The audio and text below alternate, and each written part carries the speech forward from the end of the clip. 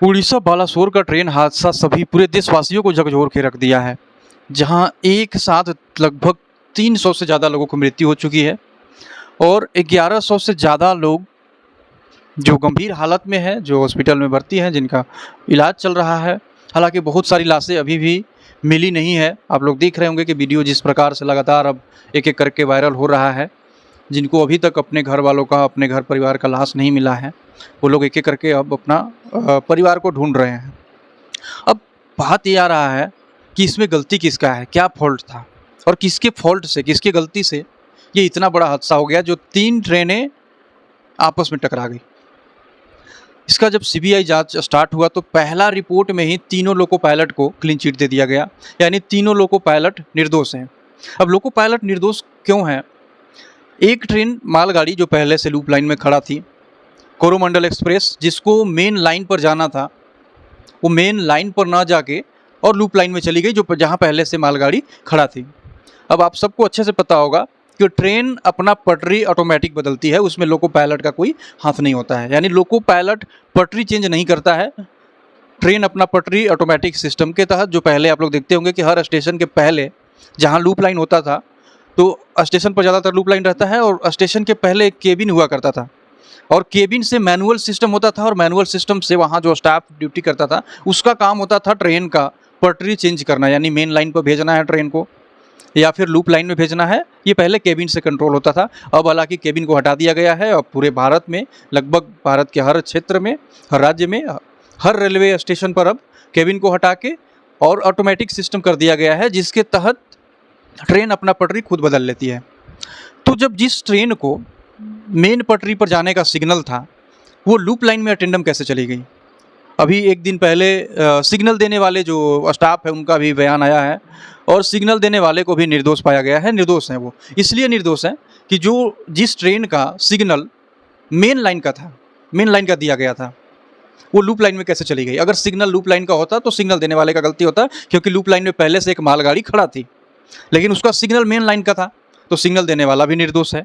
अब कुल मिला के बात ये आता है कि जब इतना बड़ा हादसा हो गया और लोको पायलट तीनों निर्दोष हैं, सिग्नल देने वाला निर्दोष है, तो इसमें दोषी कौन है? जैसा एक्सपर्ट्स का कहना है कि इसमें कुछ तो छेड़छाड़ हुआ है। जो ऑटोमेटिक सिस्टम है, जो ऑटोमेटिक सिस्टम जिसका तार बिछा हुआ रहता है और जिसके तहत ट्रेन अपना पटरी बदलती है, उसी ऑटोमेटिक सिस्टम में कोई छेड़छाड़ हुआ है। अब क्या छेड़छाड़ हुआ है, ये जांच चल रही है, सीबीआई जांच कर रही है, क्योंकि बड़ा मामला है, छोटा मामला नहीं है। जहां 3 ट्रेनें टकराई हैं, लगभग 300 से ज़्यादा लोगों की मृत्यु हुई है। हालांकि सरकारी आंकड़े 277 ही बता रहे हैं, लेकिन 277 वो लोग हैं जिनका टिकट कंफर्म था और उनकी मृत्यु हुई है। लेकिन जिनका टिकट कंफर्म नहीं था, जो जनरल टिकट लेके घूम रहे थे, जो बिना टिकट के घूम रहे थे, उनका काउंट अभी तक नहीं हुआ है। हालांकि बहुत से ऐसे लोग भी हैं जिनका डेड बॉडी भी अभी तक नहीं मिल पाया है, उनके घर वाले ढूंढ रहे हैं। तो कुल मिलाकर 300 से ज़्यादा डेथ हुई है और लगभग 1100 के आसपास लोग घायल हैं, जो जिनका इलाज चल रहा है, जिसमें 900 से ज़्यादा लोग गंभीर रूप से घायल हैं और इलाजरत हैं। तो अब सीबीआई का जांच चल रहा है कि ऑटोमेटिक सिस्टम में अगर छेड़छाड़ हुआ है तो छेड़छाड़ कौन किया है और क्यों किया है।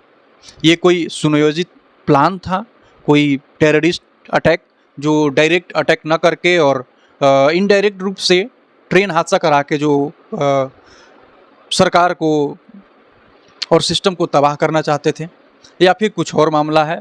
अब जो भी है जांच का विषय है, जांच में सामने आएगा। लेकिन यहाँ पर एक सवाल ये भी है कि जिस ऑटोमेटिक सिस्टम पर इतना ज़्यादा, जिस टेक्नोलॉजी के ऊपर हमारे रेलवे इतना ज़्यादा डिपेंडेंट है, अगर उस टेक्नोलॉजी पर और अगर उस ऑटोमेटिक सिस्टम के ऊपर अगर कोई छेड़छाड़ कर रहा है, तो ये आसपास के जो स्टेशन है उसको वहाँ पर पता क्यों नहीं चल रहा है? अगर आपके ऑटोमेटिक सिस्टम में जो तार बिछे हैं, अगर उस तार को कोई डाइवर्ट कर रहा है, कोई काट रहा है, कोई उसमें चेंजेस कर रहा है, तो ये भी टेक्नोलॉजी होना चाहिए कि अगर कोई ऐसा करे तो वो भी स्टेशन पर बैठे सिग्नल मैन हो या स्टेशन मास्टर हो, वहाँ पर पता चल जाए, ताकि आगे फ्यूचर में कोई बड़ा दुर्घटना होने से टल जाए।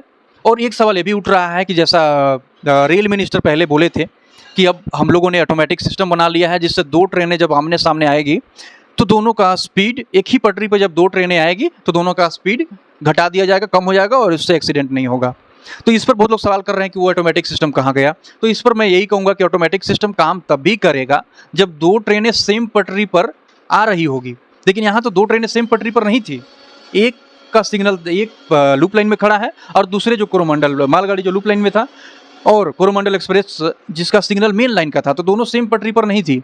ये अटेंडम लूप लाइन में चली गई और जिस ट्रेन का स्पीड 128 किलोमीटर पर आवर्स था, वो जब ऑटोमेटिक जब सामने सामने होगी तभी ऑटोमेटिक सिस्टम काम करेगा और वो स्पीड कम करेगा। लेकिन अगर मेन पटरी से अटेंडम लाइन चेंज करके और लूप लाइन में जाएगी तो ये ऑटोमेटिक सिस्टम काम करने का मौका नहीं मिलेगा, क्योंकि ये टेक्नोलॉजी है और टेक्नोलॉजी का एक रेडिएशन सेट होता है, एक फ्रिक्वेंसी उसमें सेट होता है।